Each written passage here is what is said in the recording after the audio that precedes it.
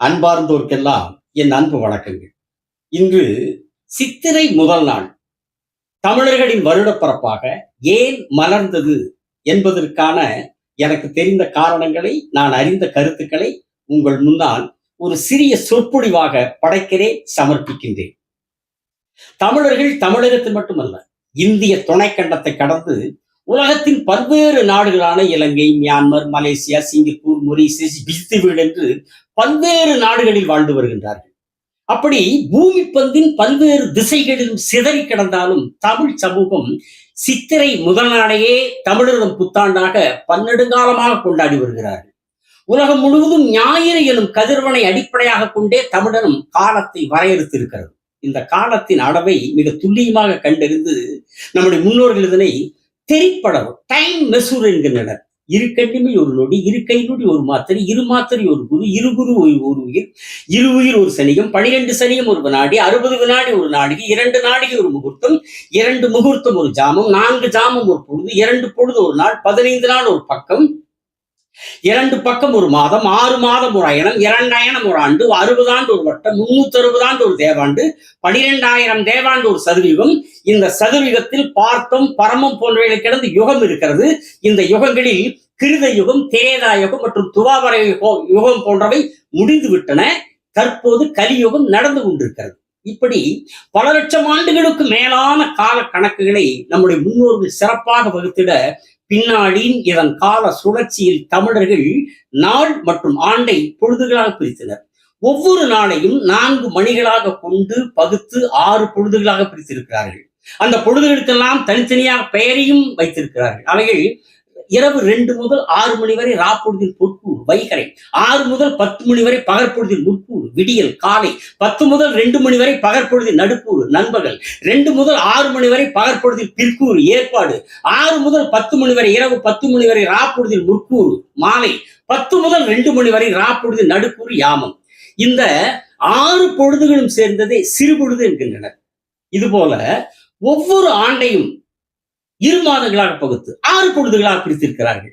அவைகள் சித்திரை மற்றும் வைகாசி மாதங்கள் இடைவேடி காலம், ஆணி மற்றும் ஆடி மாதங்கள் முதுவேடி காலம், ஆவணி மற்றும் புரட்டாசி மாதங்கள் கார்காலம், ஐப்பசி மற்றும் கார்த்திகை மாதங்கள் கூறுகாலம், மார்கழி மற்றும் தை மாதங்கள் முன்படி காலம், மாசி மற்றும் பங்குனி மாதங்கள் பின்படி காலம் எனும் இந்த 6 காலங்களும் சேர்ந்ததே பெரும்பொழுது என்கின்றனர்.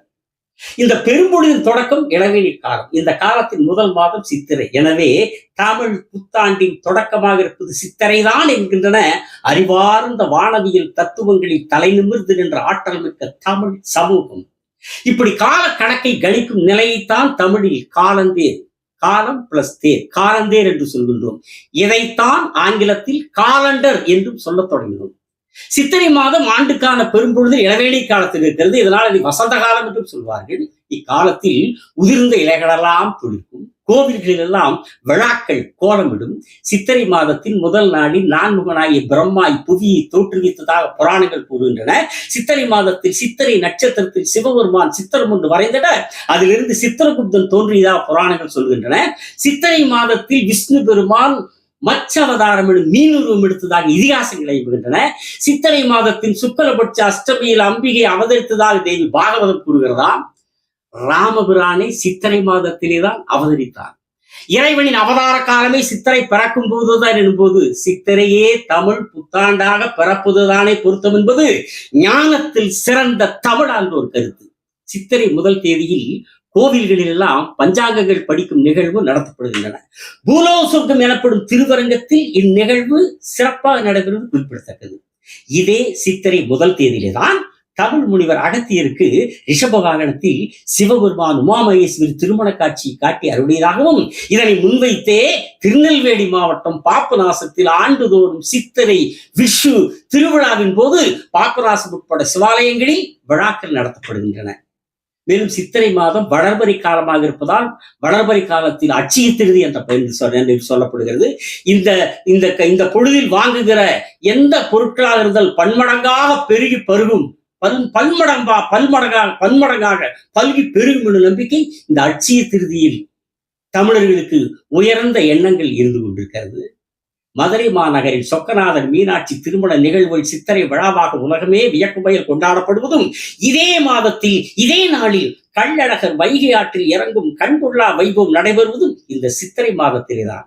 திருவண்ணாமலையில் கிரிவலம் செய்வது, விழுப்புரம் அருகில் உள்ள கூத்தாண்டவர் கோவிலில் திருநங்கையில் கூடி விழா எடுப்பது, தேனி மாவட்டத்தில் உள்ள கூடலூரில் மங்களதேவி கண்ணகி கோவில் ஒரு நாள் விழா உயர்வோடு நடப்பது என்றெல்லாம் எண்ணிலா கொண்டாட்டங்கள் களை கட்டி நிற்பதும் சித்திரைக்கு பெருமை சேர்ப்பதாகும். மேலும் சித்திரை மாதம் கோடைக்காலமாக இருப்பதால் கோடைக்கால தெய்வமாக வணங்கப்படும் மாரியம்மன் கோவில்கள் அனைத்திலும் விழாக்களும் நாட்டுப்புற தெய்வம் மற்றும் சிறு தெய்வ ஆலயங்கள் தோறும் வழிபாடுகள் நடத்தப்படுவதும் இம்மாதத்தின் சிறப்பாகும். பகல் பகல் பகல் நீண்ட பொழுதாகி வெளிச்சம் தமிழ் மண்ணில் நிலைகுத்தி நிற்க வயல்கள் தோட்டங்கள் எல்லாம் பயிரிடுதலை தொடங்காத காலத்தில் காய்ந்து கிடக்கும் நிலங்கள் தண்ணீர் பற்றாக்குறை உள்ள காலங்கள் ஆகியவற்றை முன்னிறுத்தி இக்காலத்தில் மழை பெய்ய வேண்டி கோயில்களில் விழாக்கள் நடத்துவது போன்றவையும் அதனை தொடர்ந்து ஆடி மாதங்களில் விவசாய பெருமக்கள் தங்கள் விவசாயத்தை தொடங்குவதும் தமிழ் புத்தாண்டான சித்திரைக்கு முத்திரை பதிக்கின்ற முக்கிய காரணம்.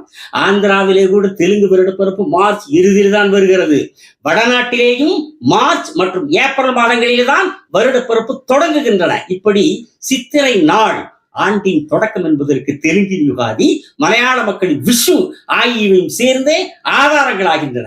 ஆங்கிலேயர் உருவாக்கிய கம்பெனி சட்டங்களில் நிறுவனங்களின் லாப நட்டங்களை கணக்கு பார்த்து இறுதி செய்கிற நாளாக மார்ச் 31 புதுக்கணக்கு தொடங்குகின்ற நாளாக ஏப்ரல் 1 கொண்டிருப்பதன் மூலம் சித்திரைக்கான முக்கியத்துவம் இன்னும் சிறப்புக்குள்ளாகிறது.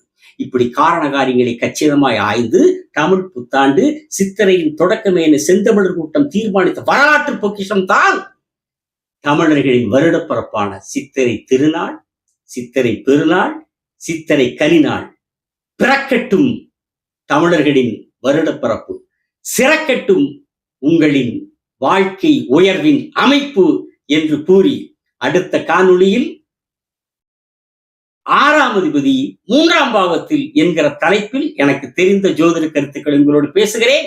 சப்ஸ்கிரைப் செய்தவர்களுக்கு நன்றி, செய்யாதவர்கள் செய்யுங்கள். வணக்கம், நன்றி.